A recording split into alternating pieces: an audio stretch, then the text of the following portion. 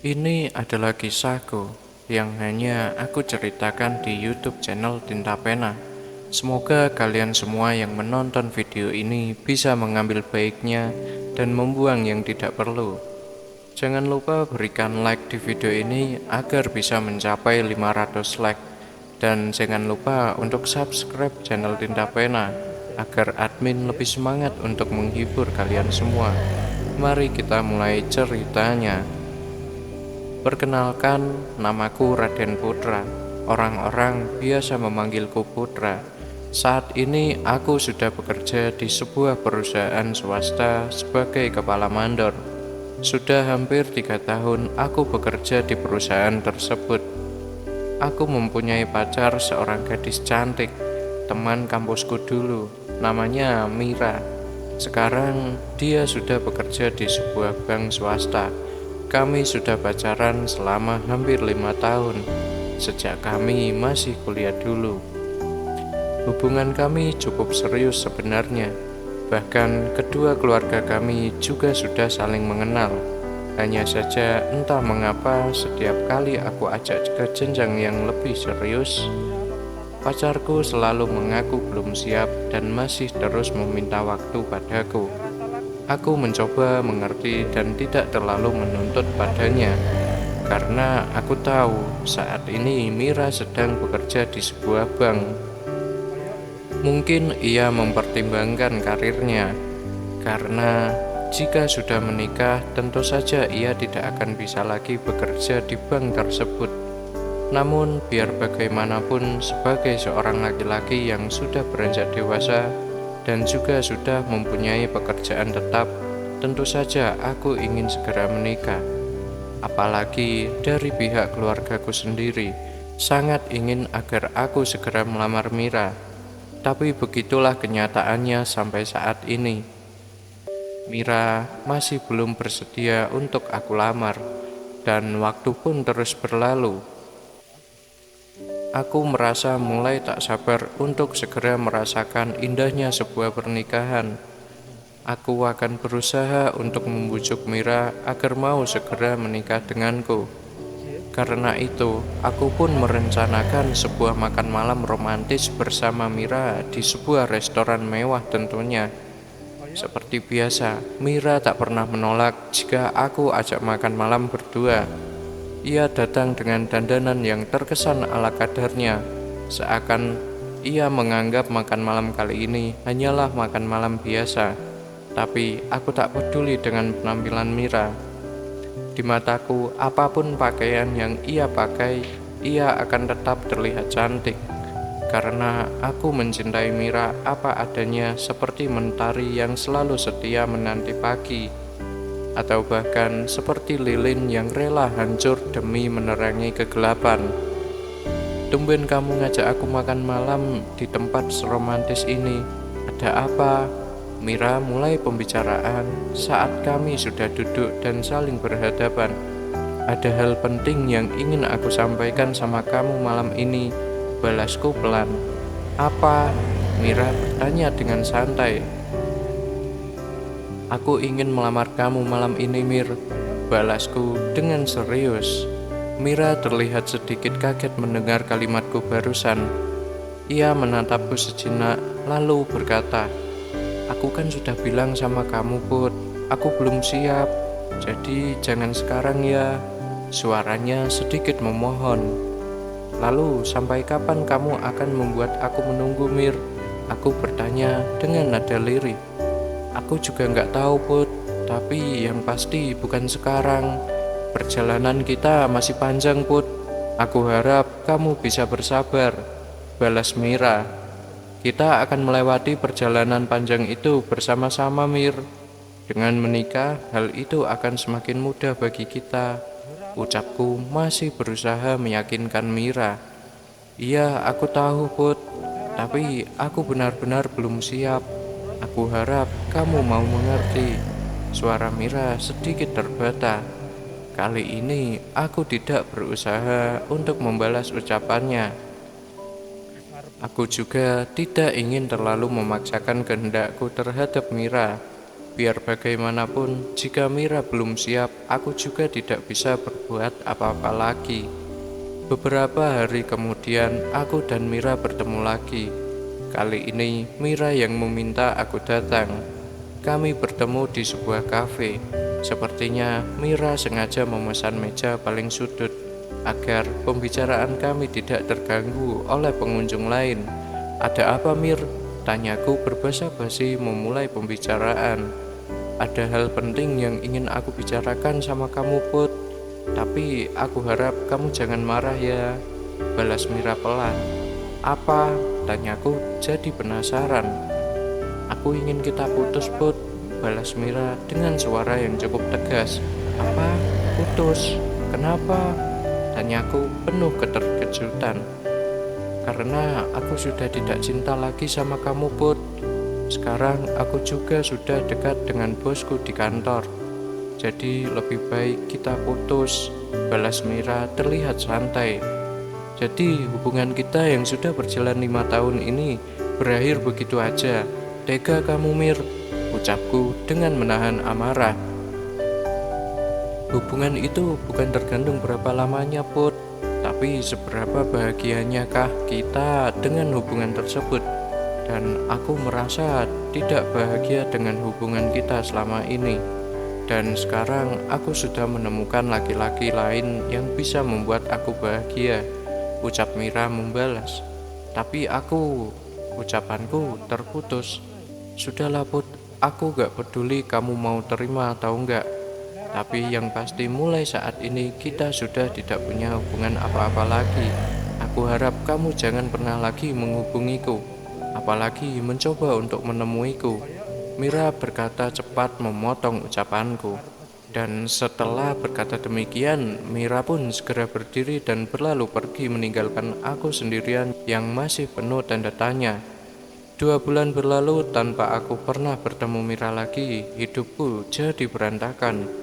Aku benar-benar merasa kehilangan Mira. Tapi aku juga harus menghargai keputusannya, itu adalah pilihan hidupnya. "Hai Put, apa kabar kamu?" Sebuah suara mengagetkanku saat aku duduk sendirian di sebuah bangku taman. Vivi, saya baik. Kamu sendiri gimana?" Aku membalas bertanya. "Saya ya baik-baik aja sih." Saya boleh duduk di sini?" balas Vivi pelan. "Ya boleh, silahkan," balasku. Vivi adalah sahabat baiknya Mira. Mereka juga teman satu kantor. Saya yakin Vivi juga sudah tahu tentang berakhirnya hubunganku dengan Mira. "Kamu udah pernah ketemu Mira lagi?" tiba-tiba Vivi bertanya saat ia sudah duduk di sampingku. Aku hanya menggeleng ringan menjawab pertanyaan tersebut. "Apa kamu masih mencintai Mira?" Vivi bertanya lagi. "Kenapa kamu harus mempertanyakan hal tersebut? Ada apa sebenarnya?" Aku malah balik bertanya. "Saya hanya prihatin melihat kalian berdua. Padahal kalian itu saling mencintai, tapi malah harus berpisah seperti ini," ucap Vivi pelan. "Kalau Mira benar-benar mencintaiku, dia nggak akan mungkin minta putus dariku. Dan dia nggak mungkin juga dekat sama bosnya di kantor," balasku tegas. "Sebenarnya itu hanya alasan yang dibuat oleh Mira saja. Hal itu tidak benar. Justru sebaliknya, ia sangat mencintai kamu, Put. Saya dapat merasakan betapa tersiksanya Mira sejak ia memutuskan untuk berpisah dari kamu," ucap Vivi lagi. "Maksud kamu apa sih sebenarnya?" "Udah jelas-jelas Mira yang minta putus dariku. Sekarang kamu bilang ia tersiksa. Saya jadi semakin tidak mengerti," balasku ragu. "Sebenarnya aku dilarang untuk menceritakan ini terutama sama kamu, Put. Tapi aku gak tega melihat hubungan kalian hancur begitu saja hanya karena hal itu. Ya meskipun mungkin akan berat bagi kamu, Put, tapi menurut saya kamu berhak tahu sebenarnya." Vivi menarik nafas. "Ada apa sih, Vivi? Kamu ngomong aja," balasku tak sabar. "Mira itu punya masa lalu yang kelam, Put, dan ia tak pernah berani menceritakan hal itu sama kamu selama ini. karena takut kamu akan meninggalkannya. Dia sangat mencintai kamu, Put. Karena itu, ia memilih untuk meninggalkanmu. Meskipun hatinya sendiri terluka, Mira sudah tidak suci lagi. Ia pernah melakukan hal tersebut bersama pacar pertamanya, dan bahkan Mira sempat aborsi waktu itu. Tapi hal itu sudah lama terjadi, bahkan jauh sebelum kalian bertemu dan saling mengenal. Namun Mira tetap merasa tidak pantas buat kamu, Put. Karena itu dia mencari-cari alasan agar kamu membencinya. Cerita Vivi panjang lebar. Karena itu juga ia tidak mau aku lamar, tanya aku spontan. Ya, karena ia takut kamu akan kecewa jika kamu tahu masa lalunya, balas Vivi. Jika pada akhirnya ia memilih untuk pergi, kenapa ia tidak berani untuk menceritakan hal itu padaku? Aku bertanya kembali. Karena ia tahu kamu sangat mencintainya dan kamu pasti tidak akan peduli tentang masa lalunya. Kamu pasti akan tetap ngotot untuk menikah dengannya. Namun bagi Mira, ia akan tetap merasa bersalah terhadap kamu. Ia hanya ingin kamu mendapatkan yang terbaik. Dia hanya ingin kamu mendapatkan perempuan lain yang jauh lebih baik dari dirinya dan tidak punya masa lalu yang kelam seperti dirinya. Jelas Vivi lagi. Aku nggak nyangka kalau Mira akan sepicik itu, ucapku kemudian. Itu bukan picik, Put. Kalau aku berada di posisi Mira, aku juga akan melakukan hal yang sama, balas Vivi. Lalu sekarang aku harus bagaimana? Tanyaku lebih kepada diriku sendiri. Kalau kamu memang benar-benar mencintai Mira, lebih baik kamu temui dia sekarang, sebelum dia benar-benar pergi, balas Vivi. Maksud kamu? Tanyaku heran. Mira sudah resign 2 hari yang lalu. Katanya ia akan pindah keluar kota agar bisa melupakan kamu. Jadi lebih baik kamu temui dia sekarang, sebelum pesawatnya terbang sore nanti, balas Vivi pelan. Kamu kok nggak ngomong dari tadi sih? Ucapku sedikit keras sambil mulai berdiri dan melangkah menuju mobil yang aku parkir di pinggir jalan.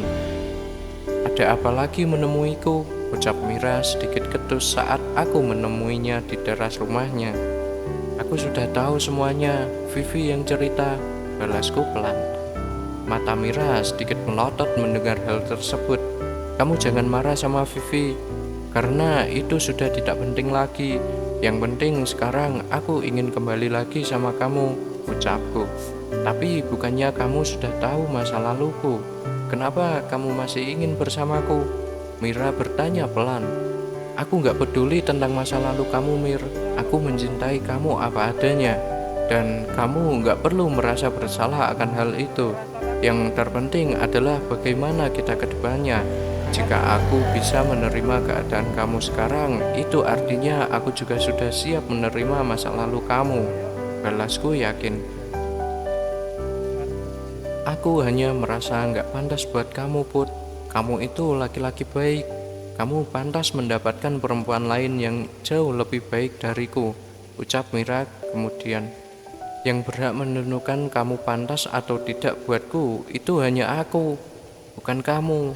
Kalau aku bisa menerima kamu dengan segala kekelaman masa lalumu, kenapa kamu tidak bisa menerima aku dengan cintaku yang begitu tulus untukmu? Balasku penuh perasaan. Kamu yakin dengan semua ini, Put? Tanya Mira. Iya, aku sangat yakin, Mir. Kita lupakan semua yang telah berlalu, dan mari kita raih masa depan kita yang bahagia. Balasku penuh keyakinan. Baiklah, Put, tapi aku tetap butuh waktu untuk mempertimbangkan ini semua, ucap Mira kemudian. Oke, aku ngerti, tapi aku harap kamu tak lagi menolak jika aku melamarmu, balasku dengan nada serius. Kali ini Mira hanya tersenyum dan aku sangat mengerti arti senyuman itu.